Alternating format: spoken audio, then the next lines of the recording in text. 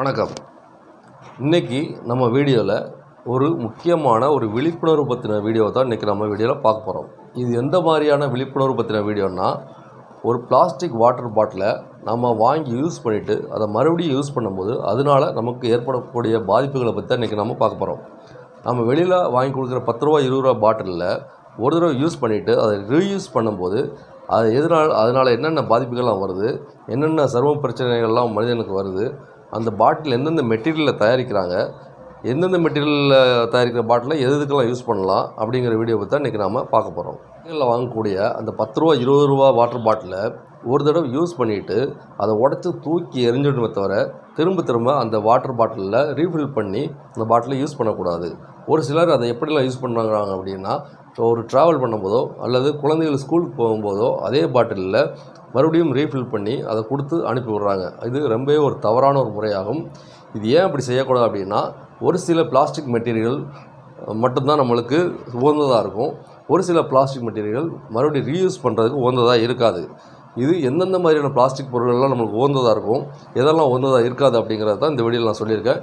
இந்த வீடியோ முழுவதும் பாருங்கள், உங்களுக்கு ரொம்ப யூஸ்ஃபுல்லாக இருக்கும். வாங்க வீடியோக்குள்ளே போகலாம்.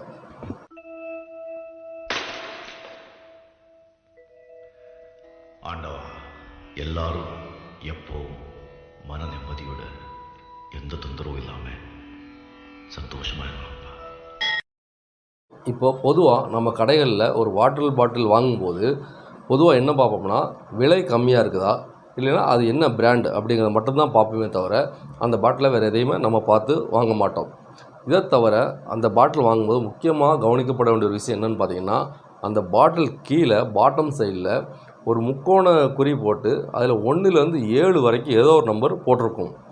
இந்த முக்கோண குறிக்குள்ளே போட்டிருக்க அந்த 1லேருந்து 7 வரைக்குள்ள அந்த நம்பர் தான் அந்த பாட்டிலோட தகுதியையும், அந்த பாட்டிலை ரீயூஸ் பண்ணலாமா பண்ணக்கூடாதா, அப்படி பண்ணால் என்னென்ன பிரச்சனைகள் வரும் அப்படிங்கிறத காட்டக்கூடிய நம்பர் தான் அந்த 1லேருந்து 7. இந்த முக்கோண குறியில் உள்ள போட்டிருக்க 1லேருந்து 7ங்கிற நம்பரை நம்ம கண்டிப்பாக ஒவ்வொரு பாட்டில் வாங்கும்போதும் அதை பார்த்து தெரிஞ்சுக்கணும். ஓகே, இப்போ விஷயத்துக்கு வருவோம். இப்போ நீங்கள் கடைகளில் பொதுவாக வாங்கக்கூடிய ஒரு வாட்டர் பாட்டிலையோ அல்லது ஒரு பிளாஸ்டிக் பாக்ஸ் எதுவாக இருந்தாலும் சரி, அது பாட்டம் சைடில் அந்த முக்கோண குறியீட்டுக்குள்ளே நம்பர் 1 அப்படின்னு போட்டிருந்துச்சுன்னா, இந்த வகையான 1ங்கிற சிம்பிள் உள்ள பிளாஸ்டிக் பாக்ஸ் எல்லாமே PED அப்படிங்கிற வேதிப்பொருளால் ஆனது. அதாவது பாலி எத்திலீன் டெர்ப்தலைட் அப்படிங்கிற வேதிப்பொருளால் ஆனது. இந்த வகையான பாக்ஸ்கள்லாம் பார்த்திங்கன்னா குளிரூட்டப்பட்ட உடனடியாக சாப்பிடக்கூடிய உணவுகள் எல்லாமே இந்த வகையான பாக்ஸ்க்குள்ளே இருக்கும். அதே மாதிரி பாட்டிலில் 2ங்கிற நம்பர் அந்த முக்கோண குறியீட்டுக்குள்ளே போட்டிருந்ததுன்னா, இது வந்து பார்த்திங்கன்னா HDP ஹை டென்சிட்டி பாலிஎத்தனால் அப்படிங்கிற வேதிப்பொருளால் ஆனது. இந்த மாதிரி பாக்ஸில் பார்த்திங்கன்னா பால் சம்மந்தப்பட்ட பொருட்களை இந்த மாதிரி பாக்ஸில் அடைச்சி வச்சுருப்பாங்க.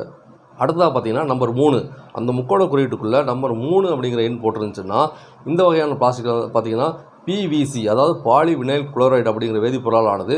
இந்த வகை பாக்ஸுகளில் பார்த்திங்கன்னா நம்ம பிளாஸ்டிக் பாக்ஸில் பொருட்களை அடைச்சி விற்கிறாங்க பார்த்திங்களா, எந்த ஒரு பொருளாகட்டும் ஒரு பிளாஸ்டிக் பாக்ஸில் அடைச்சி வைப்பாங்க. அந்த மாதிரி அது சம்மந்தப்பட்ட பிளாஸ்டிக் பாக்ஸ் பூராமே இந்த PVC சம்மந்தப்பட்டதாகும்.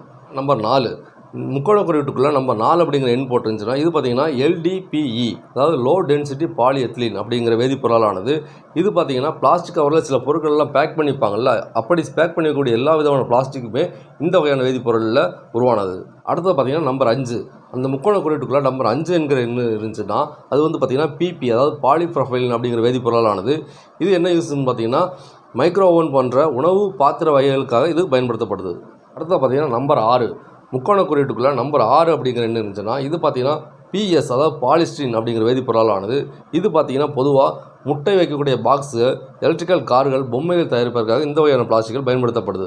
கடைசியாக நம்பர் 7 அப்படிங்கிற சிம்பிள் இருந்துச்சுன்னா, இது வந்து பார்த்திங்கன்னா பொதுவாக பிளாஸ்டிக் குடங்கள், பிளாஸ்டிக் தட்டுகள் அல்லது வேறு சில பிளாஸ்டிக் பாத்திரங்கள் தயாரிக்கிறதுக்காக இந்த வகையான பிளாஸ்டிக்கள் பயன்படுத்தப்படுது. இதில் என்ன ஒரு முக்கியமான விஷயம்னு பார்த்திங்கன்னா, நம்ம பார்த்த இந்த 1லேருந்து 7 வகையான பாட்டில்கள் பிளாஸ்டிக் வகைகளில் 1, 3, 6 அப்படிங்கிற எண்கள் தான் அதிகமான விளைவுகளை பாதிப்புகளை நமக்கு தரக்கூடிய பொருட்களாக இருக்குது. 1, 3, 6 ஆகிய வேதிப்பொருட்களை தயாரிக்கக்கூடிய பாட்டில்கள்லாம் பார்த்திங்கன்னா, அது ஒரு தடவை வாங்கிட்டு அதை யூஸ் பண்ணிவிட்டு அப்படியே உடச்சி தூர ஏரியா தான் பெற்ற தவிர அதை ரீஃபில் பண்ணி வாட்டராகவோ இல்லை வேறு சிலோ ஒன்று ரீஃபில்லாக பண்ணி பயணம் செய்யும்போதோ அல்லது ஸ்கூலுக்கு போகிற குழந்தைகளுக்கோ கொடுத்து விடுறது மிகவும் ஒரு ஆபத்தான ஒரு விஷயமாகும்.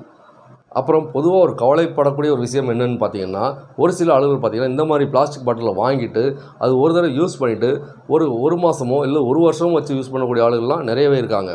இது ரொம்பவே ஒரு தவறான ஒரு முறையாகும். இது இப்படி யூஸ் பண்ணுறது என்னன்னா, அதில் நீங்கள் வாட்டர் ஃபில் பண்ணி மறுபடியும் யூஸ் பண்ண அந்த பிளாஸ்டிக் உள்ள வேதிப்பொருள்லாம் அந்த வாட்டரில் கலந்து ரொம்பவே ஒரு பாதிப்பு கொடுக்கக்கூடியதாக இருக்குது. முக்கியமாக நம்மளோட நரம்பு மண்டலத்தை அது ரொம்பவே பாதிக்குன்னு சொல்கிறது தான் டாக்டரோட ஒரு செய்தியாக ரொம்ப இருக்குது. இனிமேல் யாராக இருந்தாலும் சரி, பிளாஸ்டிக் சம்மந்தப்பட்ட பொருட்களை வாங்கும்போது அதோட குறியீட்டை என்ன பார்த்துட்டு அது மறுபடியும் யூஸ் பண்ணலாமா கூடாதா அப்படி தெரிஞ்சுக்கிட்டு யூஸ் பண்ணுங்கள். இந்த வீடியோ உங்களுக்கு பிடிச்சிருந்தா லைக் பண்ணுங்கள், ஷேர் பண்ணுங்கள், கமெண்ட் பண்ணுங்கள். இந்த சேனலை மறக்காமல் சப்ஸ்கிரைப் பண்ணுங்கள். நன்றி, வணக்கம்.